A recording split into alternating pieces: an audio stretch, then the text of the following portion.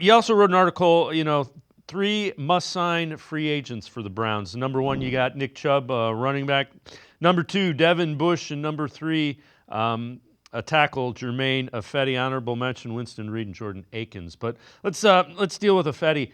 That we still don't know what DeJuan Jones is, and that's a problem. You've got really good feedback when he was healthy. Bill Callahan was here, and you ran, the offense before you changed it. He was pretty good as a rookie.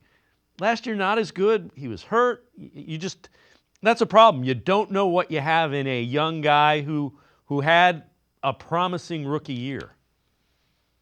Yeah, I think the biggest thing with DeJuan Jones is just how healthy is he going to be? The injuries at this point have piled up in his first two seasons. Is he somebody that you're going to be able to rely on, or is he going to continue to get injured? So, I love the idea of as long as he's healthy and he should be for the start of the season, he's your left tackle and you see how it goes. The reason I put Fetty on that list isn't because I think like that's a move that's going to turn a lot of heads or get people excited, but I thought Fetty late in the season, they always say you can kind of tell how a lineman's doing if you're not hearing their name called very often.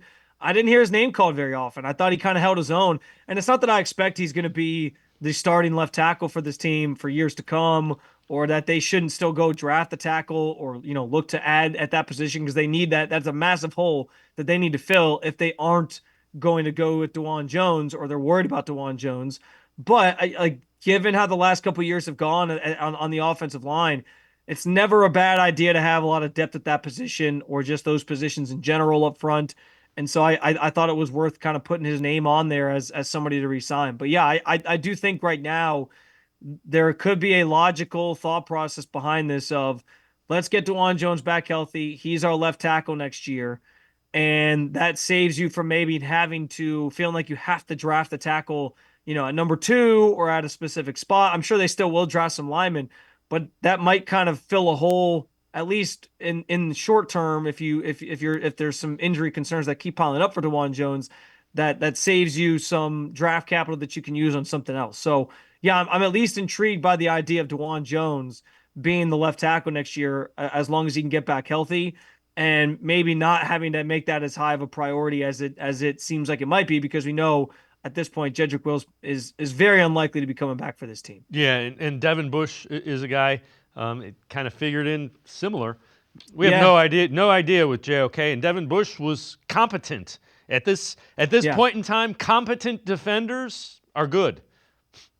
Yeah, I think I wrote in there, I can't remember off the top of my head what the stat was, but I think PFF had him graded as like the highest graded linebacker aside outside of Jeremiah Owusu-Koramoah, who we know obviously is hurt or ended the season hurt. And then like that, but he was obviously like he was ahead of Jordan Hicks in terms of their grading. So and PFF isn't, always you put stock in it, but it's not the end all be all for a player. But I thought Devin Bush held his own. He was fine. I don't think he was the first round draft pick he was with Pittsburgh his first year in the league, but I thought he was solid. I thought he was good. And the other part of that is he's a special teamer that they can use, and I think he found a nice place on the special teams units as well. So yeah, I thought those three made sense. It's a weird year for the Browns because I don't know that you're looking at this roster and guys that are free agents being like, oh man, they really got to bring back that guy. The only one of those that exists, I think, is Nick Chubb. I think he's the one that's like bring him back. It's easy PR for the team. If there's anything left in the tank, he could still be a great player for you. And we know they're going back to Stefanski's offense that he thrived in so well. So yeah, like that's the only one.